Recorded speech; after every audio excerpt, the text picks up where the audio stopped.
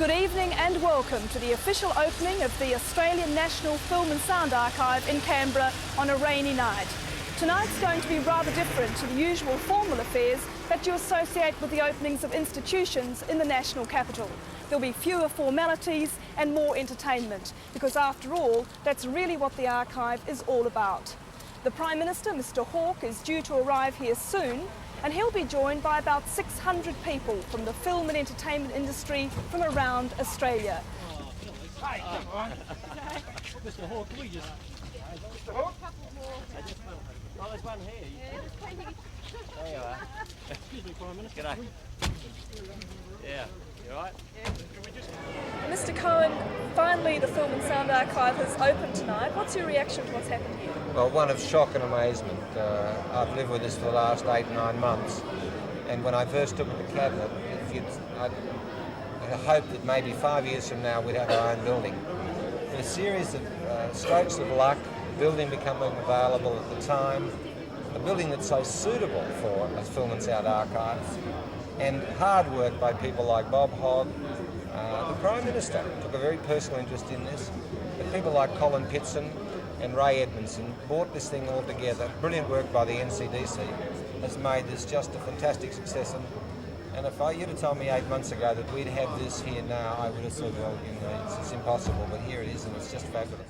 This splendid evening has been put together to mark the permanent housing of a new kind of national institution, an institution devoted to the popular cultural expression of our age and dedicated to the preservation of some of the best manifestations of Australian character and Australian imagination.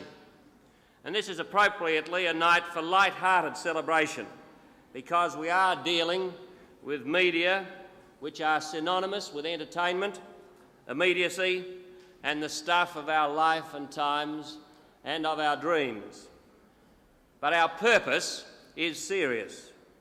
The most popular and pervasive cultural phenomena of our time, moving images and sound recordings, are threatened.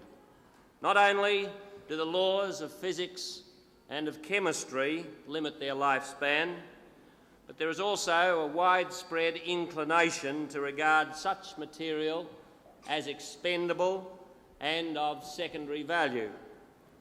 To succumb to such thinking is to make a big mistake, I believe. Anyone with an historical sense would appreciate that a great deal, in fact, is bound up with the survival and with the accessibility of this major form of record and art characteristic of our century. Ladies and gentlemen, we are all obviously now at the beginning of an exciting venture, and I personally have much pleasure in declaring open this building as the permanent headquarters of the National Film and Sound Archive.